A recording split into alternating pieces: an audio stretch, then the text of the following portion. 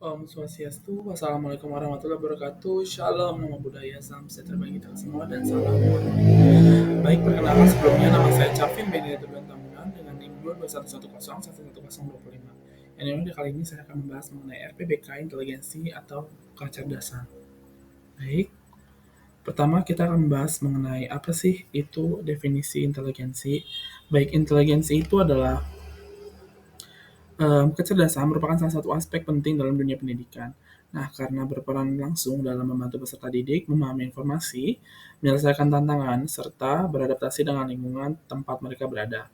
Dalam konteks pembelajaran, memahami potensi kecerdasan yang dimiliki oleh peserta didik sangatlah hal yang penting agar dapat mereka memahami potensi kecerdasan yang dimiliki oleh peserta didik dan bisa membantu mereka dalam mencapai kemampuan mereka secara maksimal. Nah, upaya ini itu bertujuan tidak hanya untuk mendukung pencapaian akademik, tapi juga untuk membantu mereka tumbuh menjadi individu yang percaya diri, produktif, dan mampu menghadapi berbagai tantangan di masa depan. Nah, salah satu metode yang dapat dimanfaatkan untuk mengeksplorasi dan mengembangkan kecerdasan siswa adalah melalui layanan bimbingan dan konseling. Pendekatan ini dirancang untuk memberikan panduan kepada siswa agar mampu mengenali berbagai jenis kecerdasan yang mereka miliki, mulai dari kecerdasan logis, linguistik, hingga kecerdasan interpersonal atau emosional. Dengan pemahaman yang lebih baik mengenai kekuatan intelektual mereka, siswa dapat diarahkan untuk mengembangkan strategi belajar yang sesuai dengan gaya belajar dan potensi mereka masing-masing.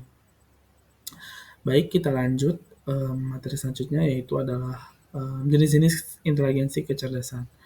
Oke, di mana terdapat 8 nih menurut teori kecerdasan majemuk atau multiple intelligences. Yang pertama itu adalah kecerdasan linguistik. Nah, kecerdasan ini tuh berkaitan dengan kemampuan seseorang dalam menggunakan bahasa, baik secara lisan maupun tulisan, dengan efektif dan kreatif. Yang kedua adalah kecerdasan logis matematis. Nah, kecerdasan logis matematis berhubungan dengan kemampuan berpikir abstrak, menyusun alasan, menganalisis pola, dan memecahkan masalah melalui logika atau perhitungan matematis. Selanjutnya adalah kecerdasan musikal, di mana kecerdasan ini mengacu pada kemampuan untuk mengenali, menciptakan, memahami, dan menikmati berbagai bentuk musik. Selanjutnya adalah kecerdasan kinestetik. Kecerdasan kinestetik berkaitan dengan penggunaan tubuh untuk mengekspresikan diri, menyelesaikan masalah, atau menciptakan sesuatu. Selanjutnya itu adalah kecerdasan interpersonal, yang dimana kecerdasan interpersonal ini adalah kemampuan untuk memahami dan berinteraksi dengan orang lain secara efektif. Selanjutnya ada kecerdasan interpersonal, intrapersonal, yang dimana kecerdasan interpersonal ini merujuk pada kemampuan untuk memahami diri sendiri, termasuk emosi, motivasi, dan kekuatan pribadi. Selanjutnya yaitu kecerdasan visual spasial, yang dimana kecerdasan ini tuh melibatkan kemampuan untuk memahami, membayangkan, dan menginterpretasikan ruang objek dalam 3 dimensi. Individu dengan kecerdasan ini sangat baik dalam mengenali pola visual, menggambar, merancang, dan atau membangun sesuatu. Dan habis itu yang terakhir ada kecerdasan naturalis, yang dimana kecerdasan ini itu mencerminkan kemampuan untuk mengenali, memahami, dan berinteraksi dengan elemen-elemen alam. Kita lanjut yaitu apa sih ciri-ciri inteligensi pada seseorang. Nah, setiap tipe kecerdasan memiliki karakteristik unik yang dapat dikenali pada individu.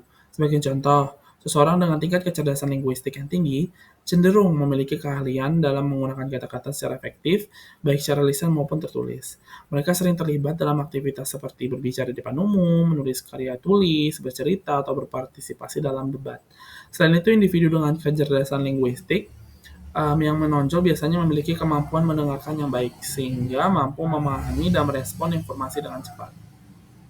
Sebaliknya, seseorang yang didominasi oleh kecerdasan logis matematis memiliki kemampuan analisis yang sangat kuat. Nah, bagi individu yang cerdas secara kinestetik, proses belajar akan lebih efektif jika dilakukan melalui aktivitas fisik atau pengalaman langsung. Sementara itu, mereka yang memiliki kecerdasan interpersonal ini um, tinggi menunjukkan kemampuan yang kuat luar biasa dalam memahami dan menjalin hubungan dengan orang lain. Kita lanjut membahas mengenai apa sih faktor-faktor yang mempengaruhi inteligensi. Faktor-faktornya itu ada banyak ya. Yang pertama itu faktor bawaan atau genetik, yang dimana warisan genetik. Faktor genetik merujuk pada karakteristik yang diturunkan dari orang tua kepada anak-anak melalui gen.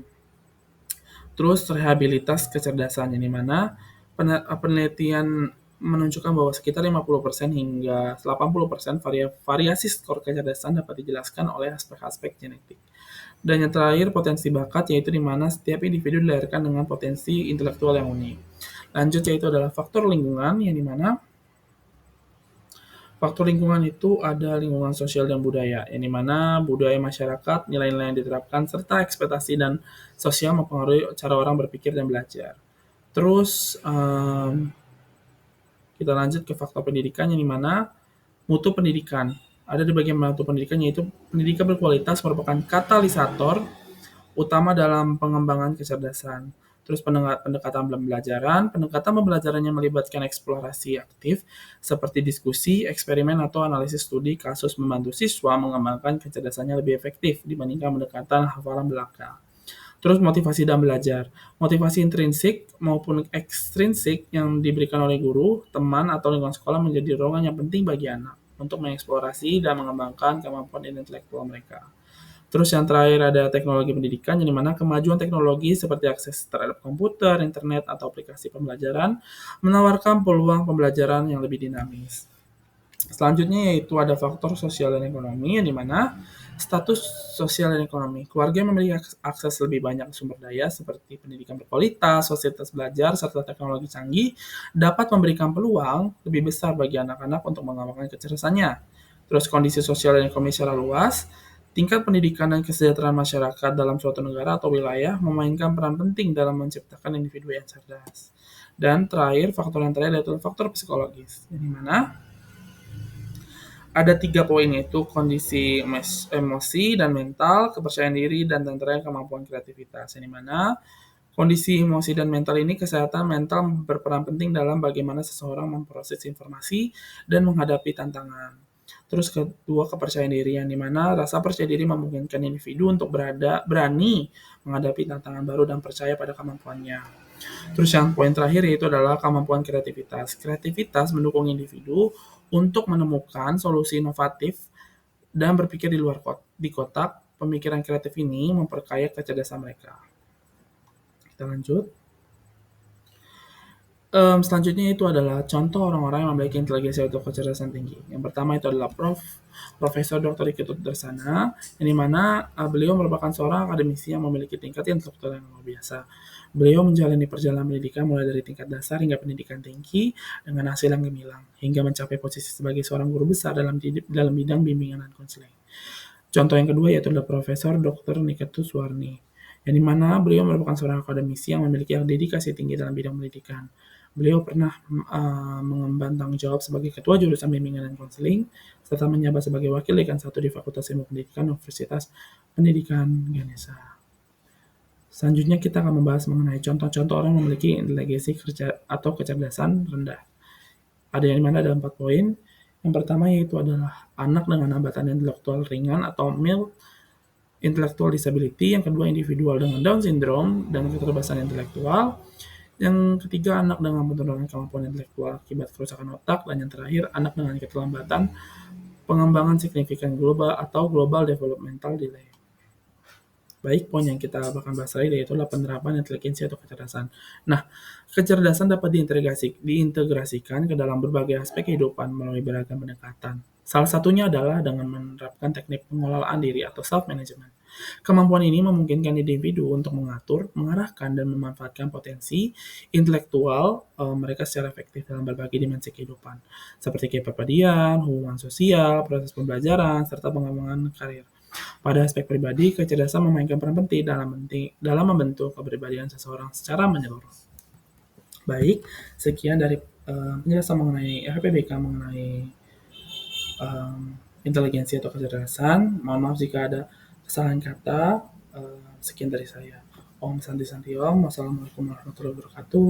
Shalom, nam budaya, salam sejahtera bagi kita semua, dan salam harmoni. Terima kasih.